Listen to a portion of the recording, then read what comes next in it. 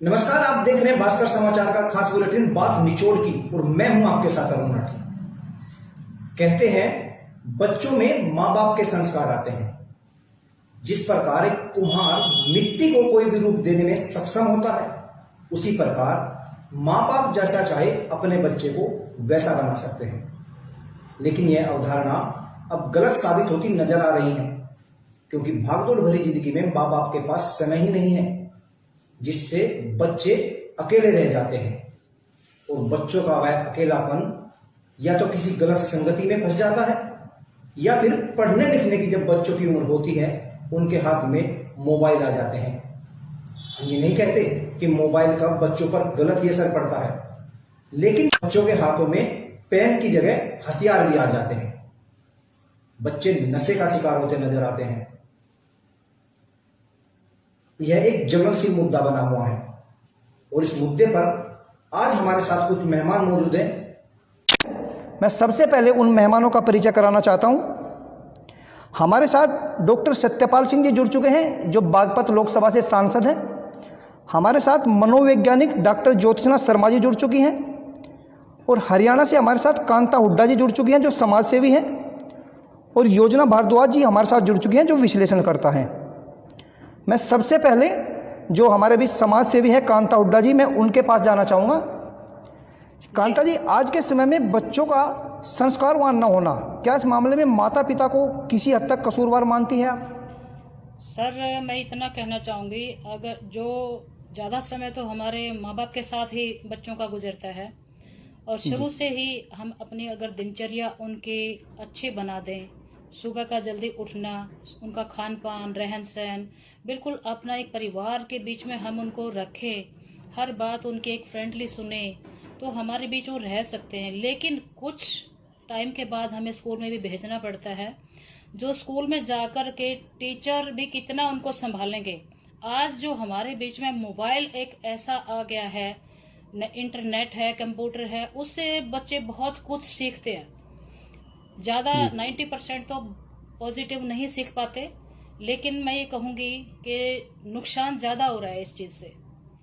जी, मैं ये कहना चाहूँगी कि इंटरनेट एक तो सस्ता हो गया, हर ऑनलाइन काम ऑनलाइन होने लगे, जहाँ पर बच्चों को तो ज़्यादा ज्ञान है, जो नई टेक्नोलॉजी है उसका पेरेंट्स को कम है ज्ञान, और उसका गलत फायदा उठाया जा रहा है। बच्चा जितनी बार पढ़ेगा या उसमें कुछ देखेगा तो गलत ही कुछ सर्वे में आ रहा है कि कुछ गलत देख रहा है। जो हमारी जो फिल्मों के जरिए बहुत गंदगी परोसी जा रही है, पोर्न फिल्में हैं जैसे, बहुत लाखों वेबसाइट्स खुली हुई है इससे। और कहना चाहूंगी जैसे मैगजीन के जरिए या कुछ दोस्त ऐसे हो जाते हैं, दोस्तों का सर्कल ऐसा हो जाता है कि उनके सर्कल में यही बातें चलती हैं। परिवार अगर साथ है, परिवार उसको समय दे रहा है, तो बच्चा बच सकता है। टीचर्स का पूरा ध्यान है तो बच्चा बच सकता है। और एक हमारे योग जो जरूरी है करवाना आज के समय में, जो हमें मैं आपको उससे पहले एक बात बताना चाहूंगी। जितनी भी संगठन है, सामाजिक संगठन है, संस्थाएं हैं, उन सब में हमने सर्वे किया। जहां जहां मैंने योग शिविर लिए हैं, वहां पर पाया है, टीचर्स ने भी बताया है कि भी हमारा कसूर कम है, मोबाइल का ज्यादा है या इंटरनेट का प्रभाव ज्यादा बच्चों के ऊपर पड़ा है, उनसे ज्यादा कुछ सीख रहे हैं। मैं ये कहूंगी कि हर जिले में कम से कम भी 100 से 150 मैं कहती हूँ गुरुकुल खुलने चाहिए। जैसे पहले मैकोले ने सब कुछ खत्म कर दिया था, 32 लाख के करीब हमारे गुरुकुल होते थे, और वो धीरे धीरे उन्होंने अपने एक कॉन्वेंट पद्धति हमारे ऊपर लाद दी और धीरे धीरे गुरुकुलों को खत्म कर दिया। आज वो समय आ गया है कि दोबारा से गुरुकुल शुरू हों।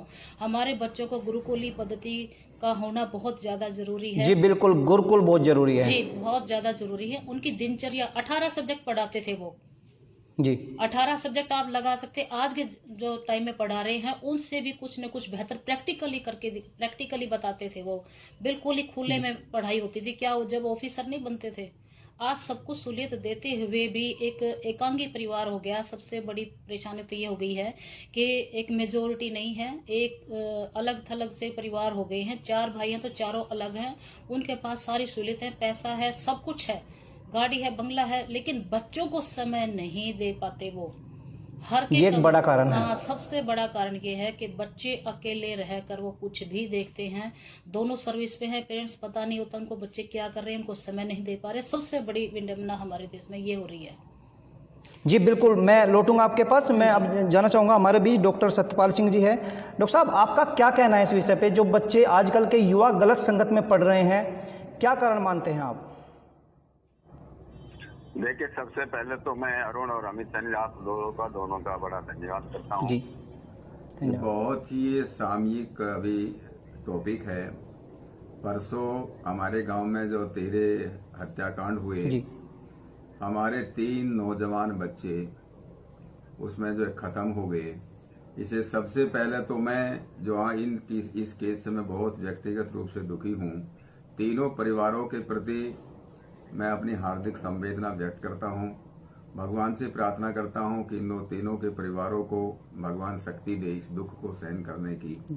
दूसरा, जो आपने जो आज का जो विषय रखा है, ये वास्तव में हम सब लोगों के लिए बड़ा चिंता का विषय है कि आज हमारे बच्चे, और मैं कांता जी से विषय में पूरी तरह से मैं कहना चाहिए, मैं प्रकार से वातावरण बनता जा रहा है जिस प्रकार के, देखिए पहले जमाने में स्कूल कॉलेज के बजाय जैसे गुरुकुलों की उन्होंने बात की, वहाँ जो गुरु होता था, गुरु को आचार्य कहते थे, और आचार्य का मतलब होता था आचार।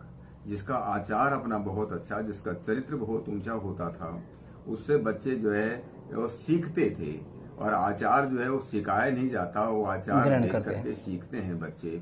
आज वो धीरे धीरे वो खत्म हो गया, और आज जो है माँ बाप के पास रहते हैं बच्चे, और माँ बाप के पास भी जो बच्चे नहीं रहते, जो हॉस्टल में रहते हैं, जिस प्रकार की हमारी शिक्षा पद्धति हो गई, वो थोड़ा काफी गड़बड़ है हमारी। मैं कई वर्षों से इस बात को कह रहा हूँ कि हमारी शिक्षा से संस्कार चले गए। और जब शिक्षा का सबसे बड़ा उद्देश्य ये है कि वो मनुष्य को मनुष्य बनाए, एक अच्छा मानव बनाए, और अच्छे मानव बनने का मतलब जो है वो चरित्र का धनी हो, और जो जैसा अपने साथ चाहता है दूसरे के साथ व्यवहार करना सीखे। ये संस्कार उसको कौन देगा? हमारे स्कूल कॉलेज में आज के हमारे अध्यापक तो दे नहीं पाते हैं।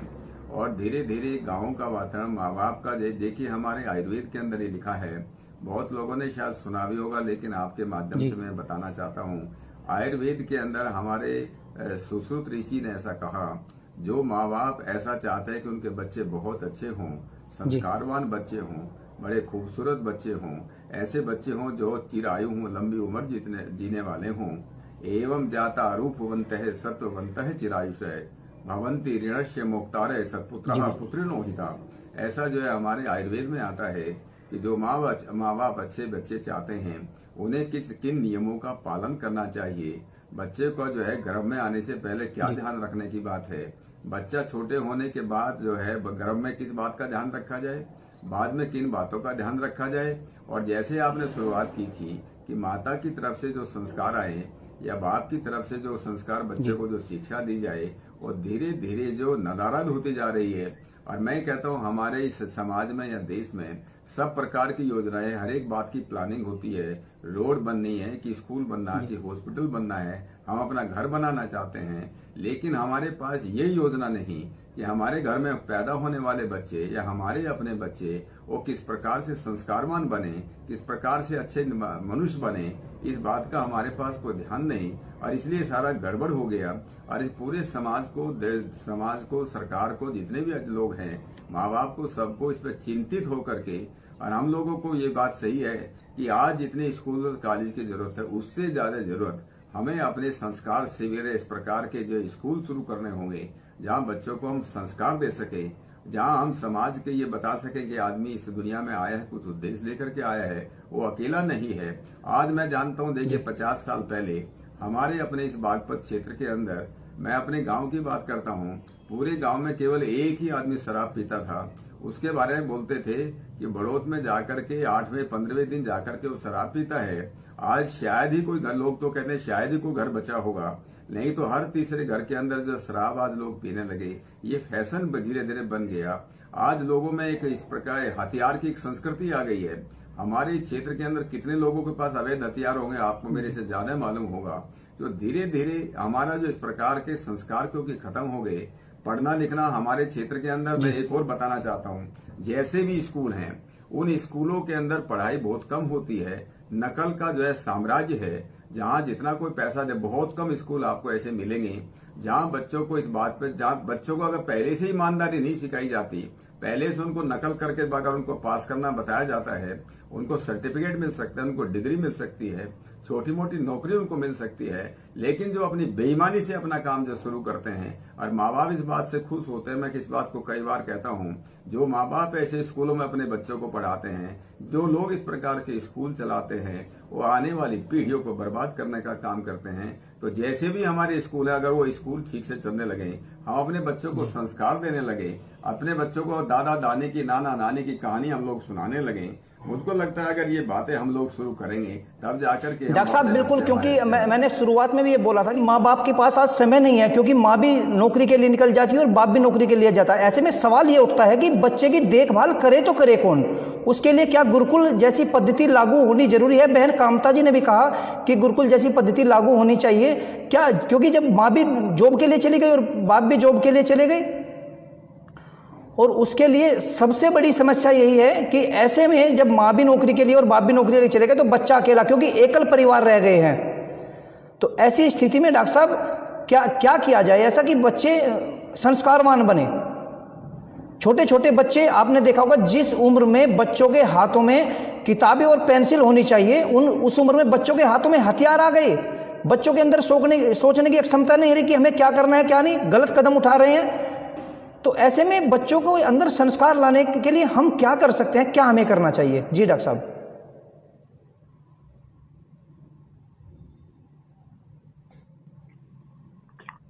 डॉक्टर साहब आवाज पहुंच रही है आप तक? आप मेरे से सवाल पूछा क्या? जी जी जी जी जी जिस प्रकार से, मैं एक बार रिपीट कर दूं, जिस प्रकार आज के समय में भाई समय के साथ बदलना पड़ता है, माँ भी जॉब के लिए जाती है और पिता को भी जॉब के लिए जाना पड़ता है, तो एकल परिवार है, बच्चा अकेला रह जाता है और वो गलत संगति में पड़ जाता है। जिस उम्र में उसके हाथ में किताबें और पेंसिल होनी चाहिए, उस उम्र में उसके हाथ में हथियार आ जाता है और वो गलत कदम उठा लेता है। तो माँ बाप जब जॉब करेंगे तो बच्चों की जिम्मेवारी किस प्रकार से बच्चों का लालन पालन हो, किस प्रकार से उनके अंदर संस्कार आए। डॉक्टर साहब क्या हम ऐसा कर सकते हैं? क्या गुरुकुल पद्धति दोबारा से लागू करने की आवश्यकता है?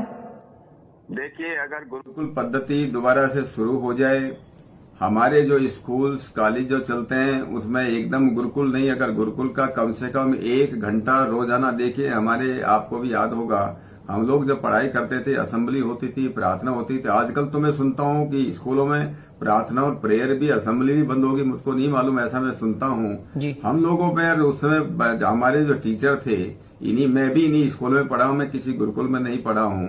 हम लोग अगर अपने आजकल के जो टीचर ये जिम्मेदारी समझ लें, ये बच्चे उनके अपने बच्चे हैं, किसी और के बच्चे नहीं। और समाज, देखिए टीचर कोई छोटा नहीं होता, और मैं कहता हूँ शिक्षक जो है, चाहे प्राइमरी क्लास में पढ़ाता हो या डिग्री यूनिवर्सिटी में पढ़ाता हो, कोई भी छोटा नहीं होता। और जिसकी हमारे यहाँ तो देखिए कहा गया कि किसी भी देश का, समाज का भविष्य उसके स्कूलों में बनता है, उसके क्लासरूमों में बनता है। अगर ये टीचर हम ये जिम्मेदारी समझ लें, और मेरा विश्वास है कि अगर हम लोग नहीं समझेंगे तो इसका नुकसान पूरी समाज को, पूरे देश को इसको होने वाला है। जैसे आपने कहा कि जो एकल परिवार होते जा रहे हैं और माँ बाप जो है दोनों नौकरी करते हैं। देखिए, अगर माँ बाप ने जो है शादी की है, बच्चों ने के लिए शादी की है, उनका ये हम उसकी जिम्मेदारी से नहीं भाग सकते कि बच्चों को हम कैसे संस्कार दें, उसके लिए हमको समय निकालना ही पड़ेगा। आज बच्चों के पास जिस प्रकार से जो है, जैसे कांता जी ने पहले कहा था कि मोबाइल फोन आ गए हैं, मोबाइल फोन का जिस तरह से कुछ लोग दुरुपयोग करते हैं, हम बच्चों को अगर मोबाइल फोन देते भी हैं तो उस पर आज इस प्रकार के सॉफ्टवेयर मिलते हैं कि बच्चे जो है गलत साइट पर न जा सके, बच्चे हमेशा खेलने के उसमें न जा सके, बच्चे कोई अच्छी बात उस पर सीखे, जहाँ सीखे। मैं कहता हूँ अगर दिन में आप माँ बाप अगर बच्चों को आधा घंटा देना तो कोई बात नहीं, जी तो बच्चे को दे सकते हैं। अपने बच्चों को अगर संस्कार देंगे कि भाई एक बार अगर हाथ में हथियार हो गया तुम्हारा तो जीवन बर्बाद होगा ही, हमारा नाम भी पूरा बदनाम हो जाएगा, देश और समाज का नाम बदनाम होगा। हम लोग बच्चे कुछ आए हैं तो बनने के लिए आए हैं। बार बार अपने बच्चों को देखो सिखाना पड़ता है, बार बार जो है उनको उनके संस्कार डालने पड़ते हैं। मेरा विश्वास है अगर हम लोग शुरू करें तो निश्चित रूप से उसमें सुधार आएगा। और मैं कहता हूं 10% जो सुधार बड़ा सुधार है, हमको शुरुआत तो करनी चाहिए। जी बिल्कुल। डॉक्टर साहब लौटेंगे आपके पास, अभी मैं एक बार थोड़ा सा, हमारे बीच मौजूद है डॉक्टर ज्योत्सना शर्मा जी जो मनोवैज्ञानिक है।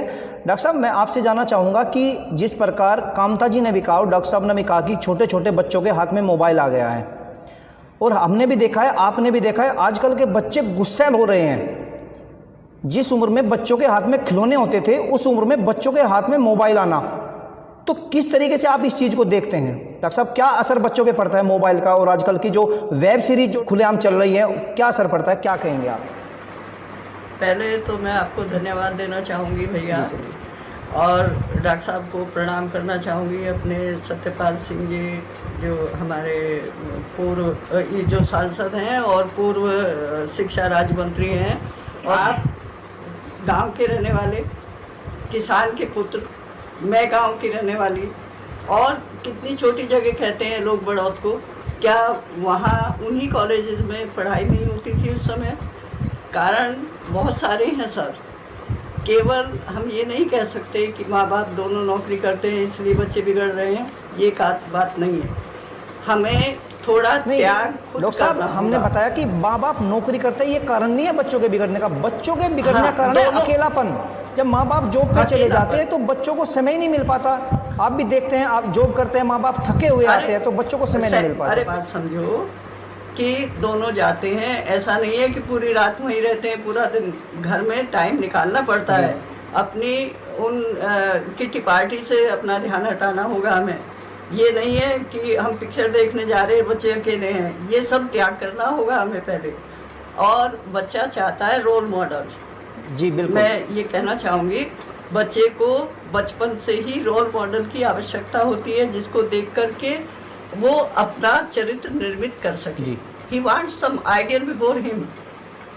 May it be parents, may it be teacher, and may it be some politician. सब रोल मॉडल के रूप में होते हैं बच्चे के सामने। चरित्र जो है वो देख के बनता है, वो आदर्श बघाड़ने से नहीं बनता, जैसे डॉक्टर साहब ने कहा। अब मान लीजिए हम एक छोटे बच्चे को ये दिखाएंगे कि देखो ये डॉक्टर सत्यपाल सिंह जी हैं, ये इसी बड़ौत में पढ़ते थे और ये वहाँ के कमिश्नर वो रहे, चीफ कमिश्नर महाराष्ट्र के रहे, कितना धाकड़ तरीके से उन्होंने कार्य किया, और फिर यहाँ इसमें आए, पॉलिटिक्स में आए, तो वो भी कितने साफ सुथरे तरीके से अपने, ये देखिए ना ज्योत्सना जी पहले तो हमें खुद सोचना होगा ना, पहले तो माँ बाप को अपनी सोच बदलनी होगी। बच्चों को तो तभी बताएंगे ना, क्योंकि जो आजकल की अभी कांता बहन जी ने बताई थी जो मैकाला की शिक्षा पद्धति है, बच्चों को तो परोसने का हम ही काम करते हैं ना, वो तो बच्चे तो कभी नहीं कहेंगे कि हमको मैकाले की शिक्षा पद्धति में डालिए। शिक्षा देखिए, मैं एकदम मैं ये कहना चाहूंगी, किसी भी सारी चीज में सभी गलत नहीं होते, सभी सही नहीं होती हैं। हर चीज़ की कुछ न कुछ अच्छाइयाँ होती हैं। अब मान लिया हम इसको कह रहे हैं कि नेट मिल गया और मोबाइल हो गया, ठीक है, इसमें खराब बातें भी हैं, इसमें अच्छी भी बातें हैं, बहुत अच्छाइयाँ भी हैं इसमें। हमें बताना होगा बच्चों को, डूज एंड डोंट्स हमें सिखाने होंगे। बच्चा जो है बचपन से ही चाहता है कि उसको, वो तो एक बिल्कुल कच्चे मिट्टी की तरह है, जैसे हम चाहेंगे वैसे ढाल लेंगे उसको हम, बिल्कुल हाँ डालेंगे। लेकिन एक बात और भी है इसमें कि उसको रोल मॉडल दिखाना होगा। मान लीजिए मैं कॉलेज जाती थी और यदि मान लीजिए मैं फर्जी कानून से छुट्टी लेके बैठती तो मेरे बच्चे सीखते कि हाँ ऐसे बंक मारा जाता है, मैं भी क्लास में नहीं जाऊंगा। जी लौटेंगे आपके पास, हमारे साथ जो जुड़ी है योजना भारद्वाज जी, आवाज पहुंच रही है? जी बिल्कुल पहुंच रही है। क्या मानते हैं आप इसको, जिस प्रकार से कांता बहन जी ने कहा, डॉक्टर साहब ने कहा कि मोबाइल और इंटरनेट, जी क्या मानते हैं आप इसको लिए, क्या कहना है आपका? जी देखिए, हमारे ये जो आपने जो विषय रखा है बहुत ही गंभीर है। जिस तरह के क्राइम जो हैं, जो वायलेंस जो बढ़ रहा है और जो इसमें शामिल हैं वो हमारे युवा हैं, वो किस दिशा में जा रहे हैं। आए दिन कुछ ना कुछ ऐसे मामले सामने आ रहे हैं और काफ़ी हीनियस क्राइम में जो है इन्वॉल्वमेंट उनकी नज़र आ रही है। देखिए जिस तरह से हमने जो पैनलिस्ट हैं हमारे सभी एक्सपीरियंस्ड हैं, उन सबकी बातों को मैंने सुना, तो सबसे पहले जो एक स्कूल माना जाता है एक बच्चे का, वो उसका घर